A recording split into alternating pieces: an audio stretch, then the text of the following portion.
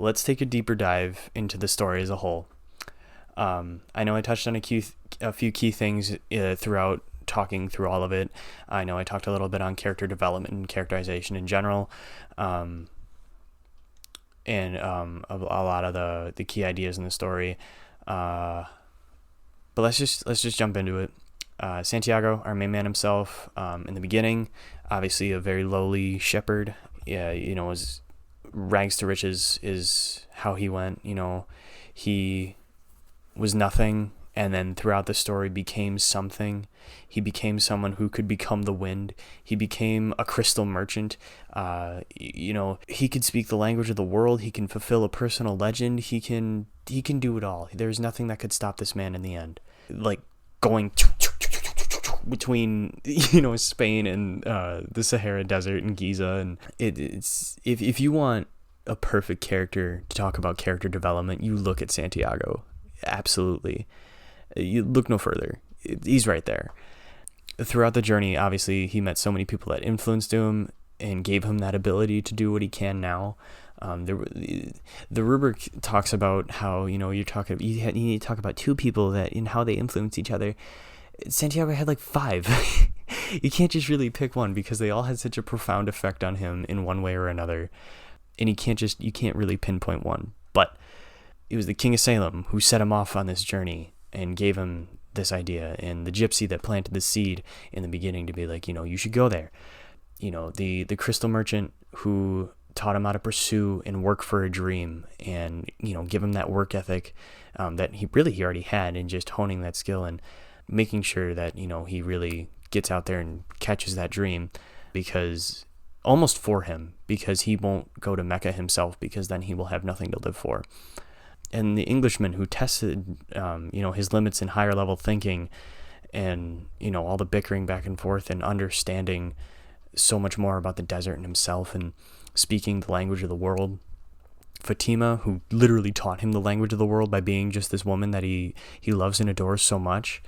And then last but not least, obviously, the Alchemist, and refined and gave Santiago his last lessons on becoming one with the soul of the world and becoming the wind. And obviously, because the book is called The Alchemist, I'm going to choose the Alchemist as my other character for characterization. Obviously, he does not show up until the book is basically almost done, but he still has a profound effect on our protagonist here, which I laid out earlier when I first introduced him.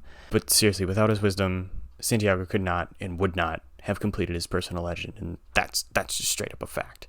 And while there isn't much background to him other than the fact that he's at least 200 years old, it's what he does, not what he has done, that makes him such an important character.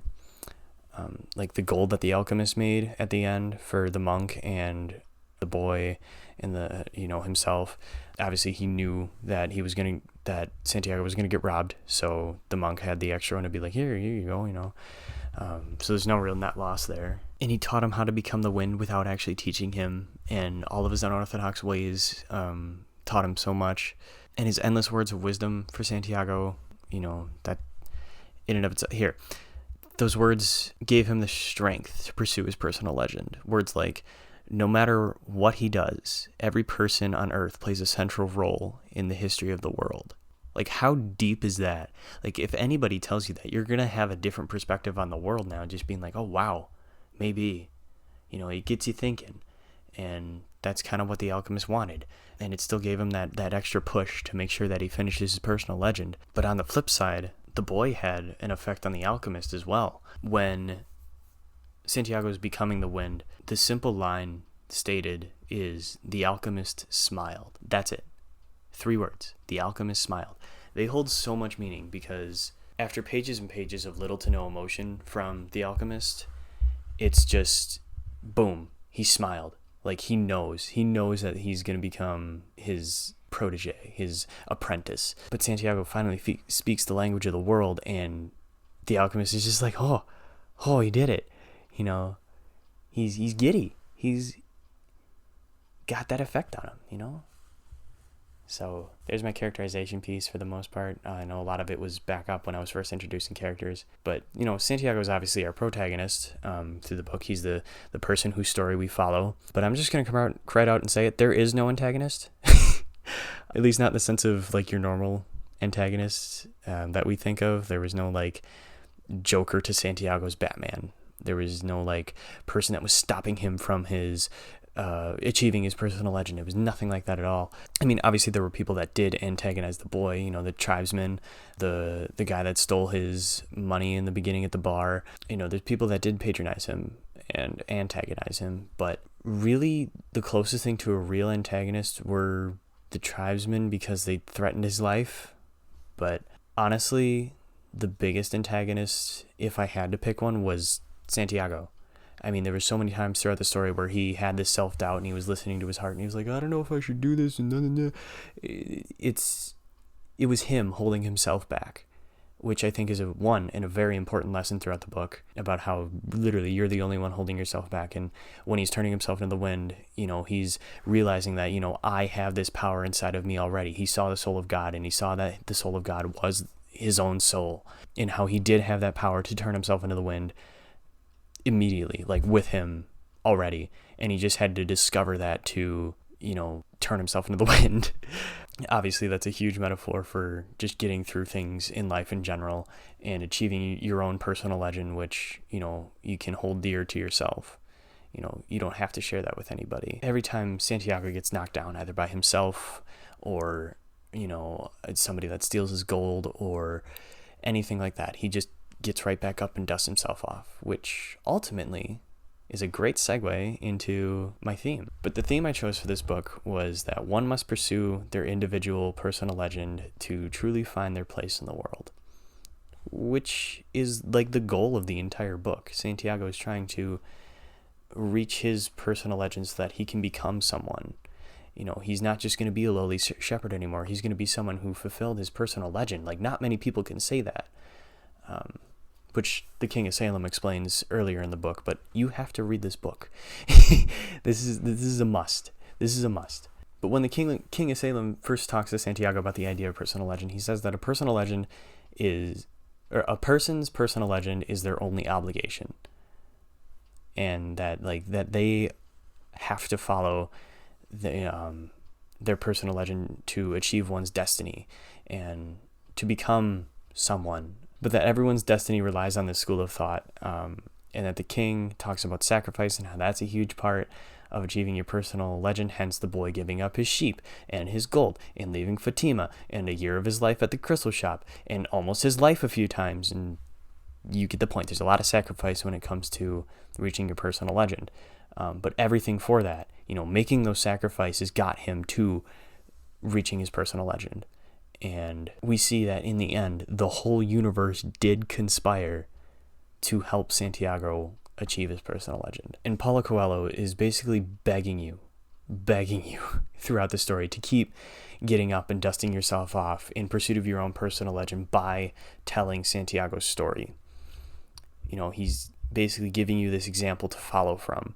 You know, when things go awry, when, you know, you meet somebody that can help you and give you wisdom and stuff like that, you know, you should listen to them and you should, you know, keep getting up, dusting yourself off, and keep moving to achieve that personal legend so that you can become someone. But like I said before, each page has a totally different inspirational, wisdomful quote that makes you absolutely rethink all of your life. For example, the closer one gets to realizing his personal legend, the more the personal legend becomes his true reason for being, thought the boy. And that's absolutely true. Reading Santiago's story, you kind of get that idea of once you achieve your personal legend, you become your personal legend, pretty much. And you become that becomes your reason for being, as it said there, and just how important it is to somebody's life. And if you don't achieve it, you're basically a bump on a log. And making sure that you have that drive for something is necessary. You know, you always need to be working for something. And holy crap. Oh, I just had a revelation about myself as I'm explaining this. Like, I had this written out already, but this is, we're going to skip past that. But back to the script. Yes. But